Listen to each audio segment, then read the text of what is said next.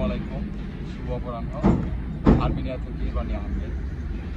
শুরুতে আমি extremely sorry, আমি হয়তো আমার চ্যানেলে রেগুলার আপডেট রাখতে পারতেছি না, বিকজ আপনারাও এটা বুঝেন যে বিদেশে লেখাপড়া এবং কাজ দুইটা ব্যালেন্স করে নিজের জন্য বা নিজের ভিডিওর জন্য টাইম ম্যানেজ করা একটু ডিফিকাল্ট। তারপরেও আমি প্রতিনিয়ত ট্রাই করতেছি আপনাদেরকে আপ টু ডেট রাখার।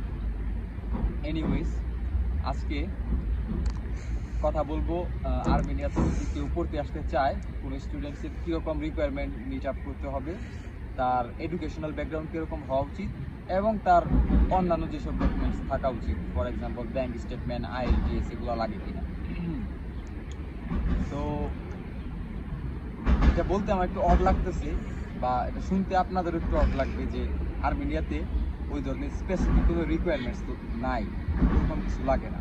এখানে আইএলস লাগে না, এখানে ব্যাঙ্ক স্টেটমেন্ট লাগে না, এখানে কোনো স্পন্সর লাগে না। জাস্ট আপনি আপনার একাডেমিক পেপারের উপরে বেস করে আপনি এখানে স্টুডেন্ট ভিসার জন্য অ্যাপ্লাই করতে পারেন অথবা ইউনিভার্সিটিতে অ্যাডমিশন করতে পারেন। প্রিটি সিম্পল, কোনো টাফ কোনো স্টেপ নাই, জাস্ট কয়েকটা স্টেপ। আমি ওই স্টেপগুলো এক্সপ্লেন করার ট্রাই করবো অন্য একটা ভিডিওতে, যে আপনি আর্মেনিয়াতে স্টাডি ভিসায় আসতে হলে আপনার কয়টা স্টেপ পার করতে হবে অ্যান্ড কীভাবে আপনি আপনার ভিসাটা পাইতে পারেন।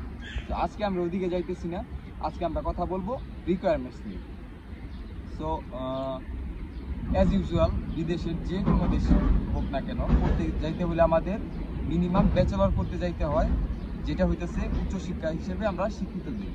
ব্যাচেলর করতে গেলে আমাদের ডেফিনেটলি বাংলাদেশ থেকে 12 ক্লাস অর্থাৎ ইন্টারমিডিয়েট অথবা ইন্টারমিডিয়েট সমমান কিছু একটা আমাদের সম্পন্ন থাকতে হবে। এটা হইতে পারে এইচএসসি, হইতে পারে ডিপ্লোমা ইন ইঞ্জিনিয়ারিং, হইতে পারে মাদ্রাসা বোর্ডের যে এক্সামটা আছে সেটা হইতে পারে, যা কিছু হইতে পারে। জাস্ট ওইটার একটা ইকুইভ্যালেন্ট সার্টিফিকেট লাগবে যে এইটা আমাদের 12 ক্লাস এডুকেশনের পরে আমরা এটা ডিগ্রিটা কমপ্লিট করছি, দ্যাটস ইট। এরপরে আমার মনে হয় না আর কোনো ওরকম রিকোয়ারমেন্ট আছে। আপনার জাস্ট এডুকেশনাল ডকুমেন্টসগুলো লাগবে অ্যান্ড ওগুলা অ্যাটাস্টেড করতে হবে। অ্যাটাস্টেড কীভাবে করতে হয় এটা আপনারা অলরেডি জানেন। অ্যান্ড এর পাশাপাশি আপনার যেটা লাগবে passport, which is of course mandatory. Passport ছাড়া আপনি ট্রাভেল করবেন কীভাবে। অ্যান্ড আপনার বার্থ সার্টিফিকেট লাগবে, এটা ডেফিনেটলি ইংলিশে ট্রান্সলেটেড থাকতে হবে। যদি কারো কাছে ইংলিশ বার্থ সার্টিফিকেট না থাকে তো সে বাংলাটা ইংলিশে ট্রান্সলেট করতে পারে, অ্যান্ড দেন সেটা ডেফিনেটলি নোটারাইজ অ্যান্ড অ্যাটাস্টেড থাকতে হবে ফরেন মিনিস্ট্রিতে। এরপর কি লাগতেছে, হোয়াইট ব্যাকগ্রাউন্ডের ছবি লাগতেছে, পাসপোর্ট সাইজ।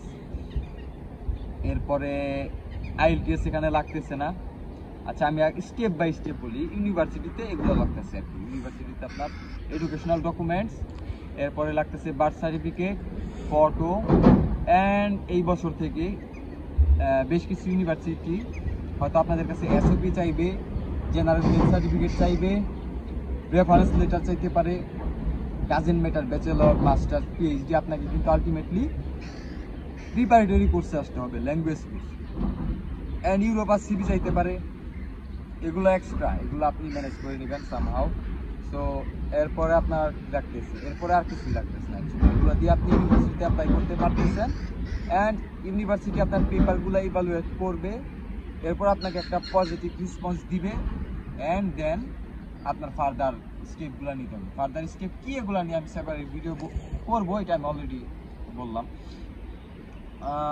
আর এইখানে ইউনিভার্সিটির চ্যাপ্টারটা গেল, এখন ইউনিভার্সিটি অ্যাকসেপ্টেন্স দিল, অফার লেটার আমরা পাইলাম, অ্যাডমিশন কনফার্ম। এরপরে তো আমাদের ভিসাটা লাগবে এখানে আসতে হইলে।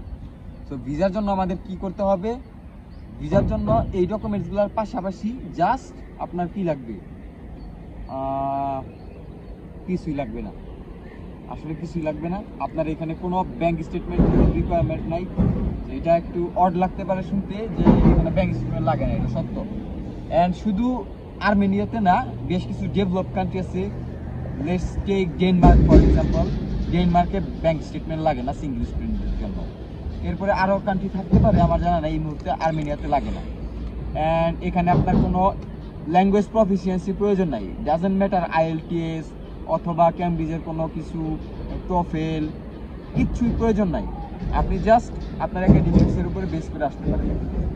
অ্যান্ড আপনার কোনো স্পন্সরশিপের প্রয়োজন নাই, যে আপনার থাকে না অন্যান্য দেশে স্টাডি করতে গেলে যে আপনার এডুকেশনাল এক্সপেন্স, লিভিং এক্সপেন্স এগুলো কে বিয়ার করবে, একটা স্পন্সর লাগে। এখানে ওইটার প্রয়োজন নাই। এরপরে এখানে এম্বাসির কোনো স্লট নিতে হয় না।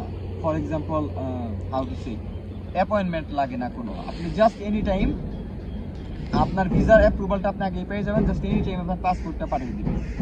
সো এগুলাই স্পেসিফিক কোনো রিকোয়ারমেন্ট নাই। যাই জেনারেল রিকোয়ারমেন্টগুলো একাডেমিক্স পেপার লাগে, বার্থ সার্টিফিকেট লাগে, পাসপোর্ট লাগে, হোয়াইট ব্যাকগ্রাউন্ডের ছবি লাগে, দ্যাটস ইট, দ্যাটস অল। আর কিচ্ছু প্রয়োজন নাই। এগুলো নিয়ে ইউ ক্যান স্টেপ ফরওয়ার্ড। আপনি ইউনিভার্সিটিতে অ্যাপ্লাই করতে পারেন, অফার লেটার পেতে পারেন, অ্যান্ড দেন আপনি আলটিমেটলি ভিসার অ্যাপ্লাই করে ভিসাও পেতে পারেন।